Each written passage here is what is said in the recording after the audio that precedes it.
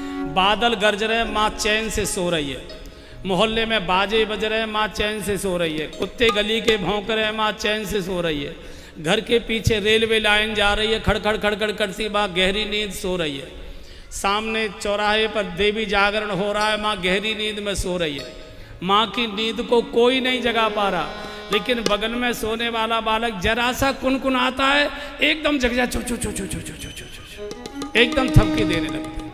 तो सृष्टि की कोई घटना भगवान को नहीं जगा पाती, भक्त की जरा सी कुनकुनाहट जगा, इसलिए पुकार। रात में सब पूरा परिवार सो रहा है, रो रो कर पुकारो, प्रभु कब कृपा करोगे, कब कृपा करोगे। तो केवट ने पुकारा तो नहीं, लेकिन केवट भोला भाला आकर भगवान खड़े। लक्ष्मण जी को क्रोध आ रहा है, मूर्ख बैठे बैठे बातें कर रहा है, प्रभु को खड़ा रखा है। और आज तमाशा देखिए, भवसागर पार कराने वाला आज एक नाव वाले की खुशामद कर रहा है।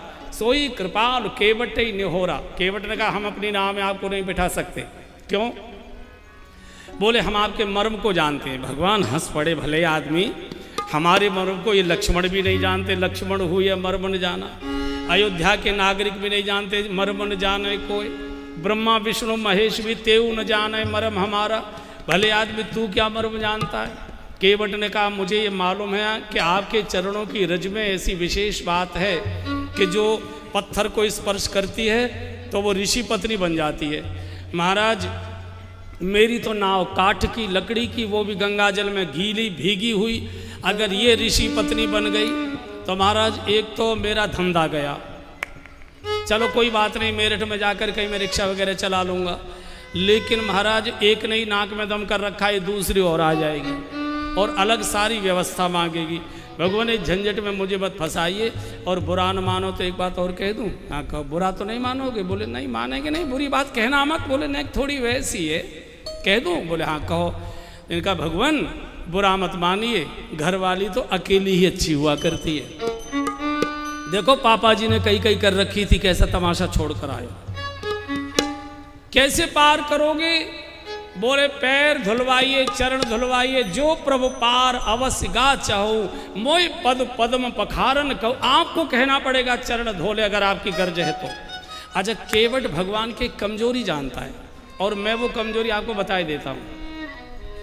देखिए भगवान से ज़्यादा कोई अकड़ू नहीं होता, और भगवान से ज़्यादा कोई डरपोक नहीं होता। अब तुम चमचागिरी करते रहते हो तो वो अकड़ दिखाता है, हे करुणा के सागर और दीन बंधु तो हरता, और तुम हो एक अगोचर और ये और वो। जब चमचागिरी करोगे तो वो तो अकड़ दिखाएगा ही। इसलिए कभी कभी किवाड़ बंद करके फटकारा करो, ये भगवान सुनता है कि नहीं? तुरंत बोल पड़ेगा, धीरे बोल यार, बता क्या चाहता वही कर। बहुत डरपोक। ये केवट इस बात को जानता है, केवट इस बात को जानता है भगवान की कमजोरी। भगवान का स्वभाव नेताओं जैसा है। आप नेताओं के यहाँ जब भीड़ आती है, नेताजी बड़ी अकड़ दिखाते हैं, सवेरे से चले आते हैं और कोई काम नहीं है, दूसरे को कुछ करने नहीं देते, वोट क्या दे दिया, खरीद लिया क्या, बड़ी अकड़। और 15 दिन नेताजी के द्वार पर कोई न जाए तो 16वें दिन पैदल बाजार में घूमते हैं कि चुनाव आने वाला।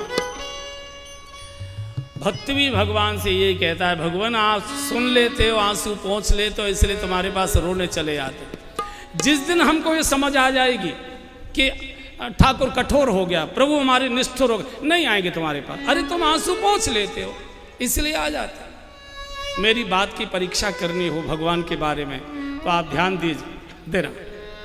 छोटा बालक, एक 2-3 साल का बालक सड़क पर दौड़े चले जा रहा है, ठोकर लगी, धड़ाम से गिरता है। कितनी भी घुटने में चोट लग जाए, कितनी भी कोहनी छिल जाए, कभी बालक रोता नहीं है।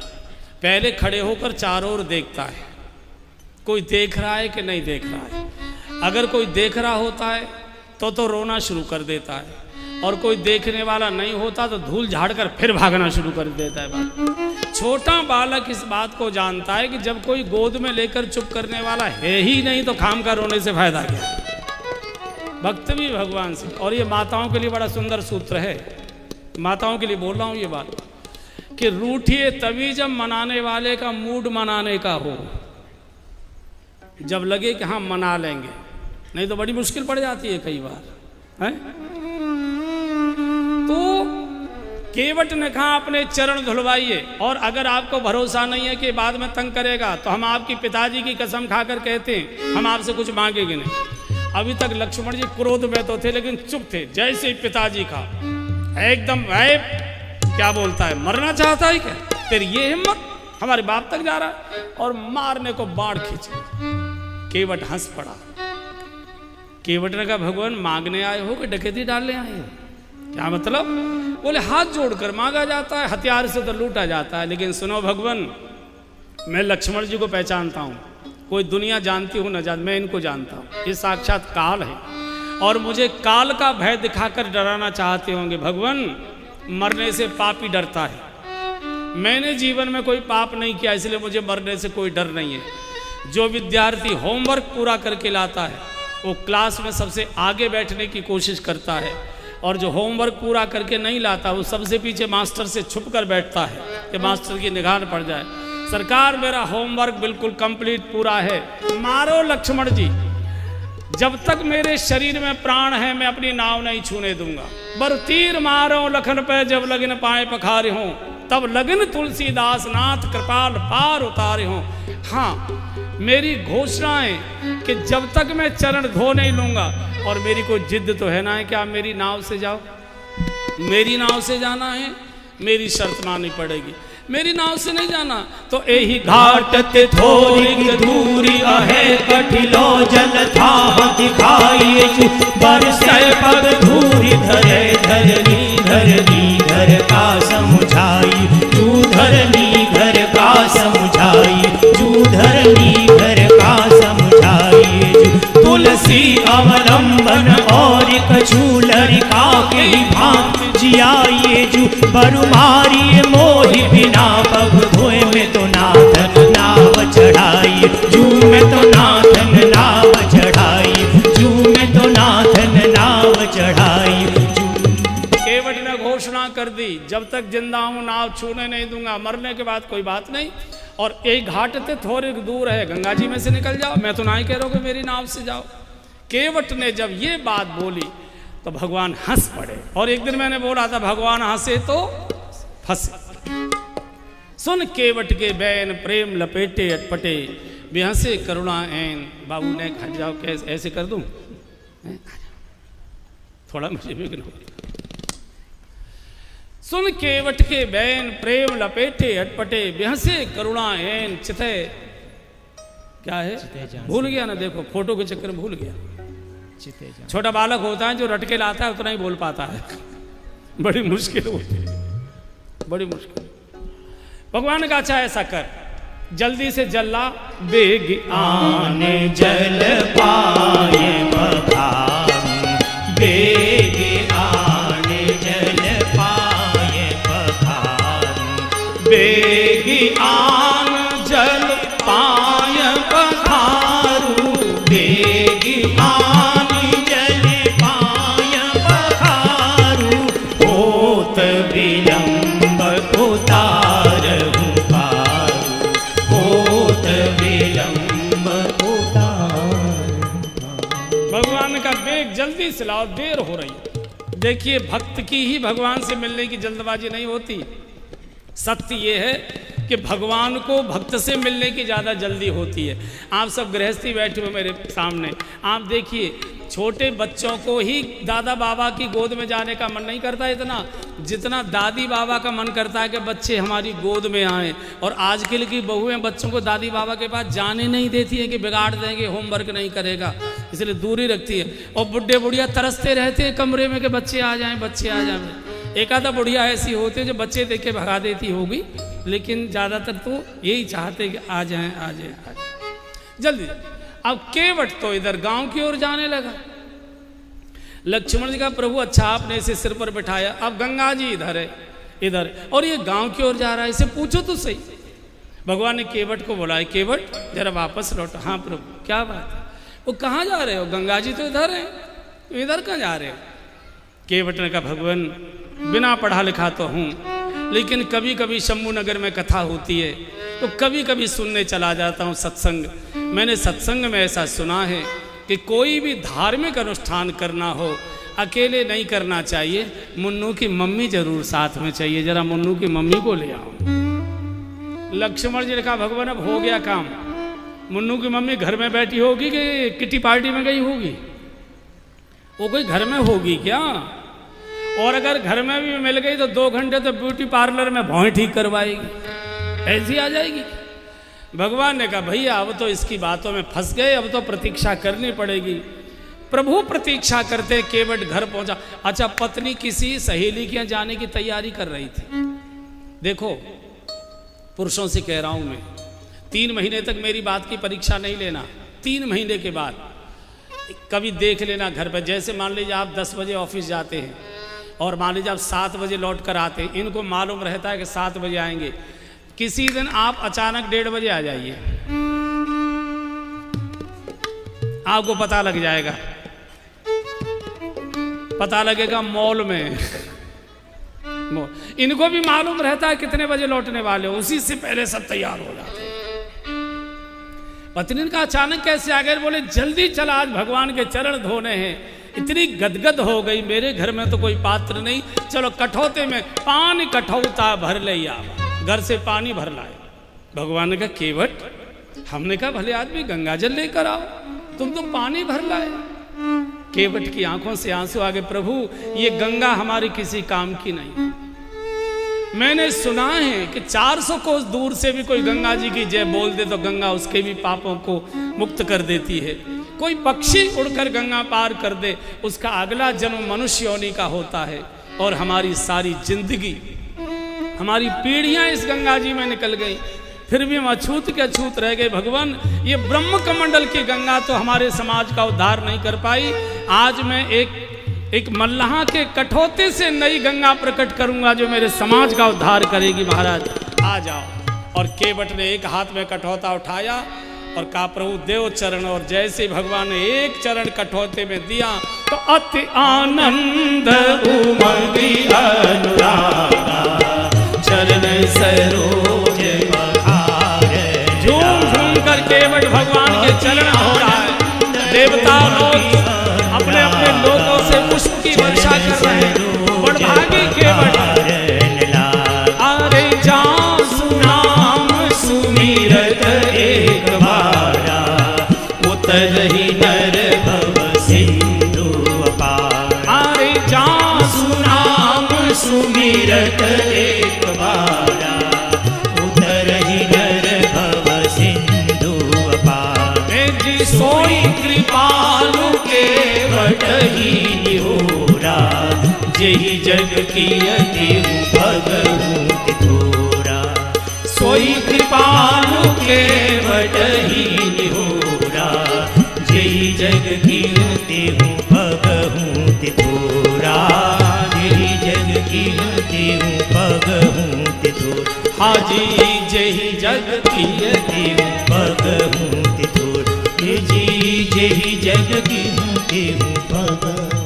देवता आकाश से फूलों की वर्षा कर रहे हैं। बड़भागी केवट, तेरे जैसा कौन बड़भागी होगा जिसका नाम भवसागर पार कराता हो। आज वो गंगा पार करने के लिए तेरे निहोरे कर रहा है। झूम झूम कर केवट प्रभु के चरण धो रहा था। भगवान एक पैर से खड़े तो प्रभु डगमगाने लगे। भगवान का केवट यार क्या कर रहा है, ठीक से धो। केवट का मैं तो ठीक से धो रहा हूँ। अरे कहाँ धो रहा यार, हम गिर जाएंगे। केवट डालता गिर कैसे जाओगे, सीधे खड़े हो।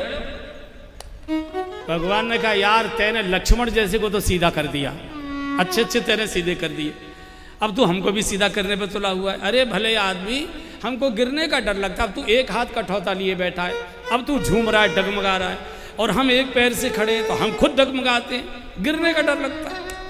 केवट अच्छा अच्छा हाँ ये बोलो, फिर ऐसा करो, दोनों हाथों से कस के मेरा सिर पकड़ लो, फिर नहीं गिरो। और केवट ने भगवान के दोनों कर कमल अपने शीश पर धारण करा। जैसे माताएं छोटे बच्चे के हाथ पैर धोती हैं तो बालक माँ का सिर पकड़कर खड़ा हो जाता है कि गिर न जाऊं, ऐसे भक्त के सामने आज भगवान असहाय बालक के रूप में खड़े हो गए। जैसे माँ पैर धो रही हो, प्रभु बालक के रूप में। तो भगवान के दो गरम गरम आंसू केवट के सिर पर गिरे। केवट का रो क्यों रहे हो? मैंने कोई ज्यादा जोर से तो पैर रगड़े नहीं है। बोले नहीं, इसलिए नहीं रो रहे। फिर क्यों आंसू आ गए? बोले तुमने हमारी गलतफहमी दूर कर दी, हमारा अहंकार दूर कर दिया, इसलिए हमारे आंसू आ गए। आपको क्या अहंकार था? भगवान ने कहा आज तक हम इस गलतफहमी को पाले हुए थे, इसी अहंकार में थे कि मैं अपने भक्तों को गिरने से बचाया करता हूँ। मैंने गीता में बोला है न मे भक्त प्रणश्यति, पर आज भक्त ने भगवान को गिरने से बचा लिया, मुझे सहारा दे दिया, मेरी गलतफहमी दूर हो गई। सबको चरणामृत बांटा है।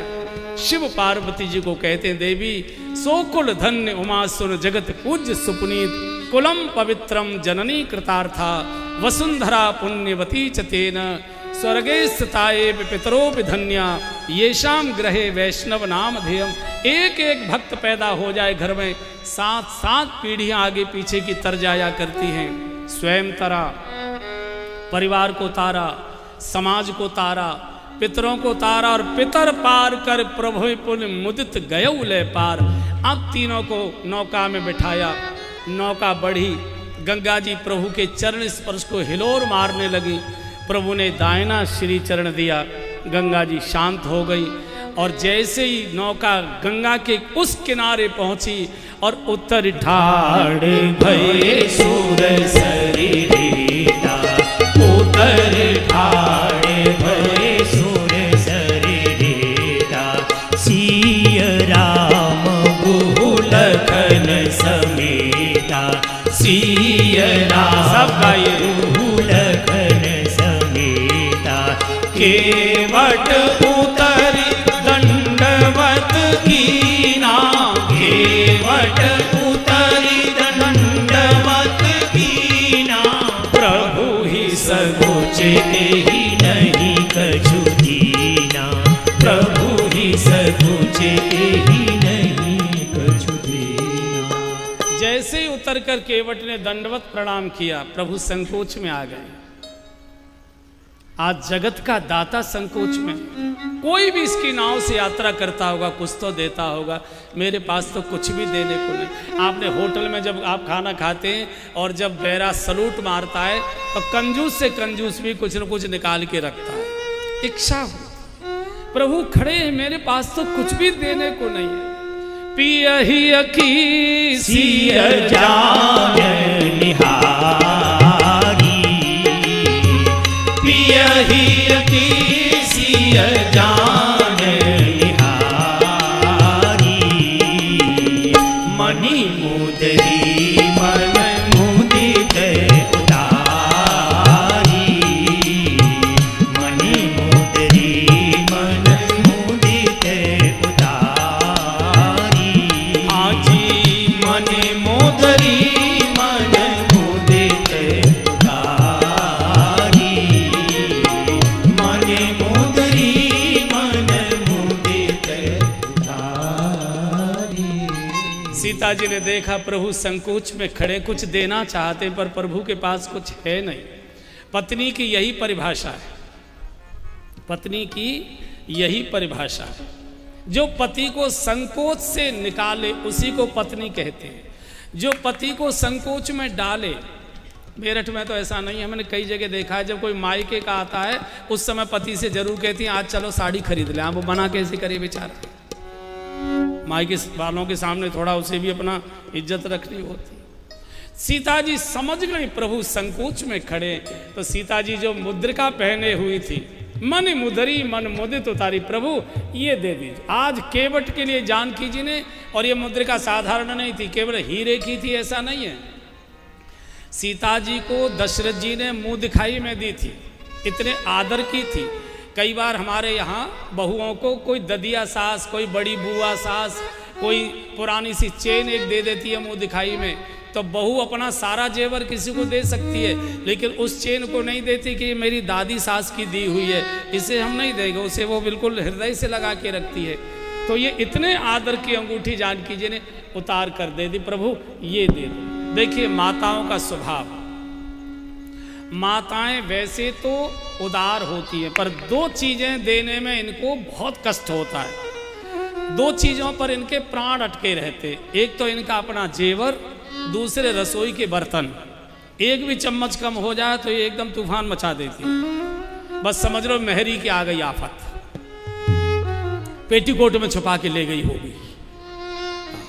ऐसा ये दो चीजें उनको ये प्राणों से प्यारी होती। और मुद्रिका दी, प्रभु ये दे दो, भगवान का केवट लो, कहो कृपाल ले उतराई केवट पीछे। नहीं प्रभु मैं नहीं लूंगा, क्यों? ये माया है, सोना भी माया और जानकी जी भी माया है। प्रभु मुझे माया में फंसा रहे हैं। मैं दिन रात इस गंगा जी में रहता हूँ, मछली पकड़ने वाले लोग यहाँ आते अपने अपने जाल लेकर, मैं बैठा बैठा तमाशा देखता हूँ। जो मछली गहरे जल में होती हैं वो तो जाल में फंस जाती हैं, लेकिन जो किनारे पर इधर उधर दौड़ती हैं वो जाल में नहीं फंसती। सरकार मैं तो आपके चरणों के किनारे में बैठा हुआ हूँ, मुझे माया जाल में मत फंसाइए प्रभु, मैं नहीं लूँ। भगवान ने कहना ये मेरे माया की नहीं है, मेरे नाम की है, राम नाम अंकित अति सुंदर, ले मेरा नाम धारण करे। अच्छा अच्छा तो मुझे नाम की दीक्षा दे रहे हैं, हाँ मेरे नाम का सुमिरन करना। केवट ने कहा प्रभु मेरे पास कहाँ समय है कि आपके नाम का सुमिरन करूं। मजदूर आदमी, दिन निकले आता हूँ और दिन छिपे जाता हूँ, बच्चों से भी ठीक से मिल नहीं पाता, मैं कहाँ आपका भजन नाम ले पाऊंगा। ऐसा करो आप ही मेरे नाम से धारण कर लो और आप ही मेरे नाम का सुमिरन करते रहो। लक्ष्मण जी तो पहले से लाल लाल हो रहे थे और गुस्से में आके ज्यादा सिर पर चढ़ता जा रहा है क्या? बुद्धि बिगड़ी है तेरी? तू भगवान के नाम का सुमिरन करेगा कि भगवान तेरे नाम का सुमिरन करेगा? केवट का लक्ष्मण जी क्या बात है, क्या बिना चाय पिए चले हो गया घर से? जब देखो चिड़चिड़ चिड़चिड़ कर रहे हो, कोई बात है क्या? भगवान ने भी कहा यार तू लखन से क्यों इतना उलझ रहा है, क्यों गुस्सा दिलवा रहा? केवट का बात मैं क्या बोल रहा हूं, अपने भाई को समझाइए। भगवान ने कहा तू यार बातें ऐसी बोल रहा है। केवट ने कहा सरकार आप भी नाराज मत होइए, मैंने ऐसा क्या बोल दिया जो आप भी गुस्सा कर रहे हैं? भगवान ने कहा कि तू कह रहा है कि मैं और तू एक ही बिरादरी के, मैं और तू एक, हाँ मैं तेरे नाम का सुमिरन, हाँ केवट को जब कहा कि भगवान तेरे नाम का सुमिरन करेंगे तो केवट ने कहा कि आप चिड़चिड़ क्यों कर रहे हैं, मैं और भगवान तो एक ही बिरादरी के। लक्ष्मण जी का जबान खींच लूंगा, बहुत आपे से बाहर जा रहा है, पहले हमारे पिताजी तक जा रहा था, अब हमारी बिरादरी तक जा रहा है। तो भगवान ने समझा केवट क्यों गुस्सा करा रहे हो?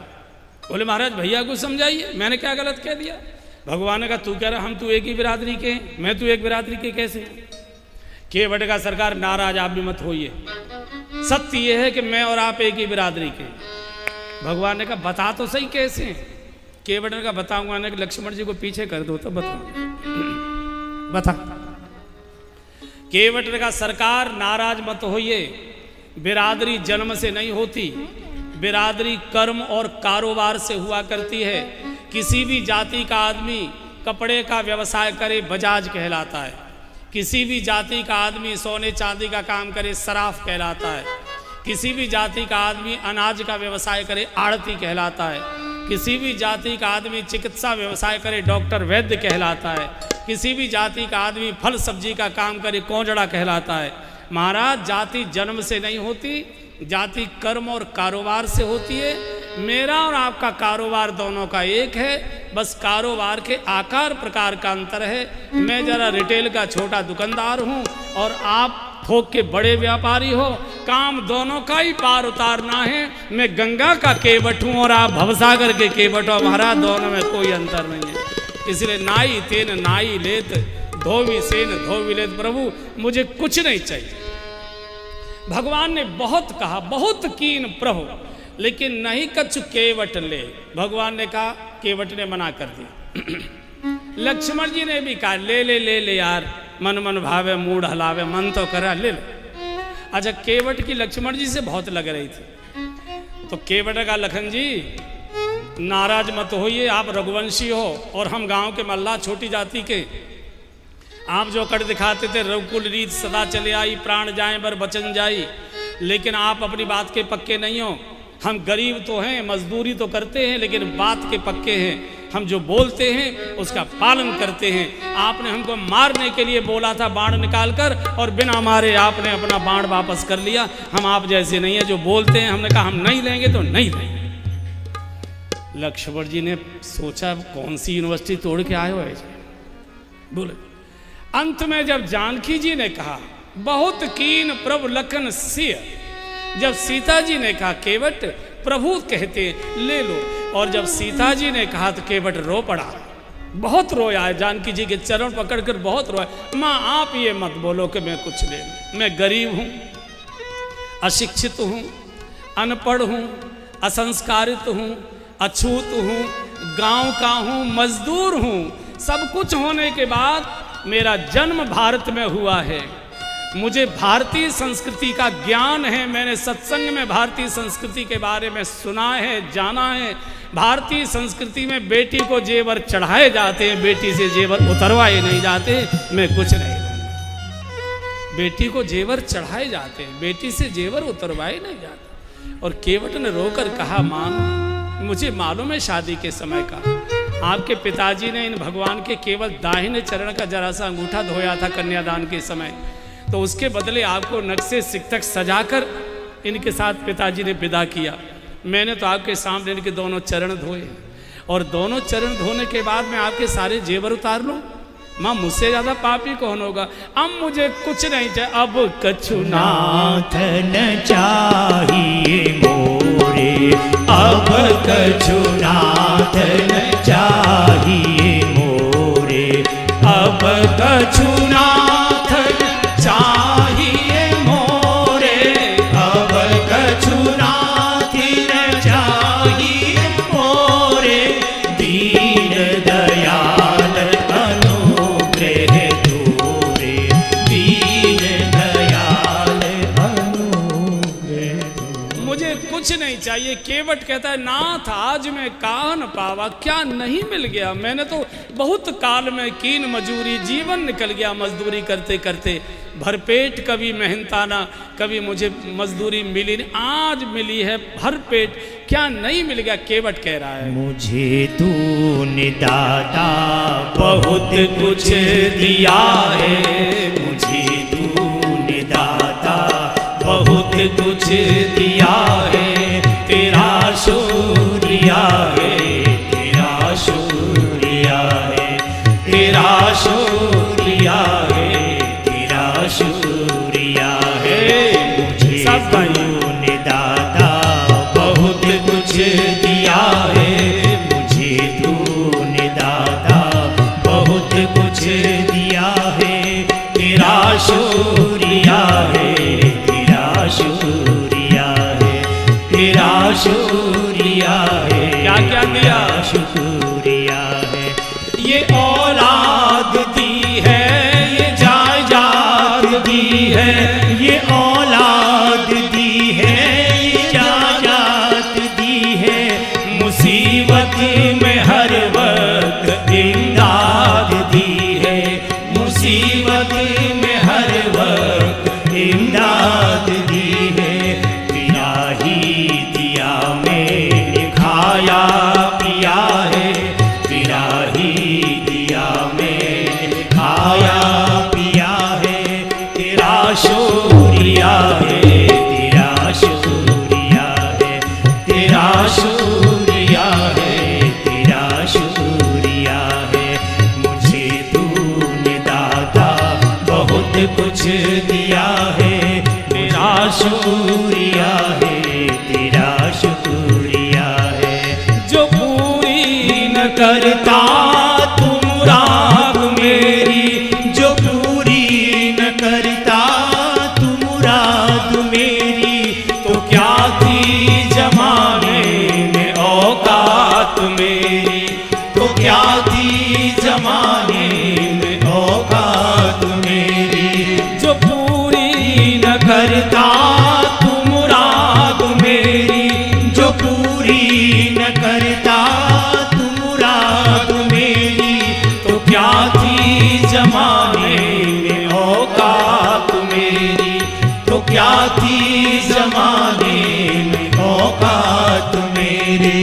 तुम्ही ने तो जीने के काबिल किया है, तुम्ही ने तो जीने के काबिल किया है, तेरा शुक्रिया है, तेरा शुक्रिया है, तेरा शुक्रिया है, तेरा शुक्रिया है, तेरा शुक्रिया है, तेरा शुक्रिया।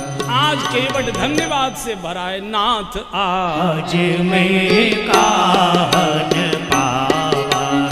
नाथ आज में काहन पावा, मीटे दोष दुख दारिद्र दावा, मीटे दोष दुख दारिद्र दावा।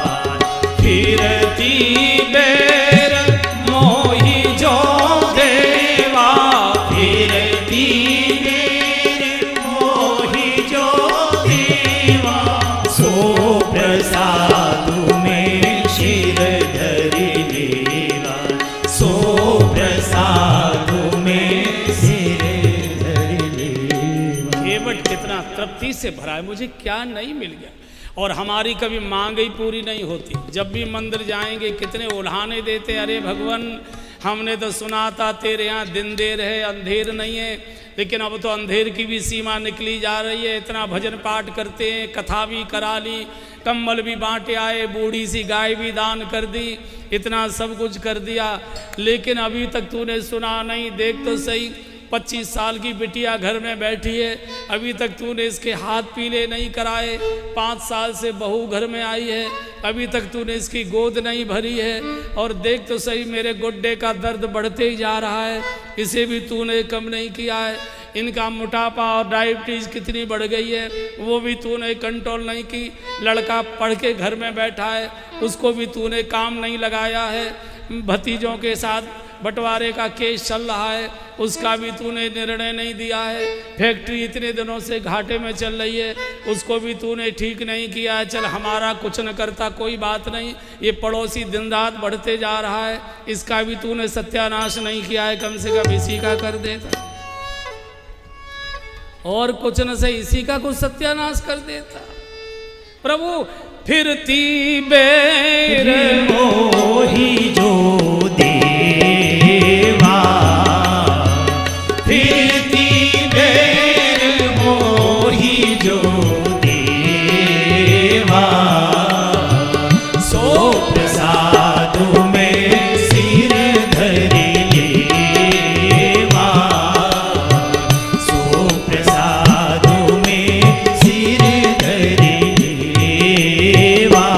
हाजी सो प्रसादु में सिर धरि लेवा, सो प्रसादु में सिर धरि लेवा। प्रभु वापस लौट कर आएंगे, जो देंगे सिर पर प्रसाद समझकर। पक्का कर लिया, किसी और रास्ते से वापस मत लौट जा। और केवट 14 वर्ष के लिए गंगा के इसी घाट पर बैठ गया। प्रभु आएंगे, उन्हीं को लेकर जाऊंगा। जगत का भार जीवन भर ढोया है, अब तो जगत पिता को ही लेकर जाऊंगा। नौका को भी रोक लिया, यहीं बैठ गया। और यहाँ से आगे की यात्रा, प्रभु तीनों की यात्रा आगे बढ़ती है। अब यहाँ से आगे की यात्रा का दर्शन कल सायंकाल 4 बजे।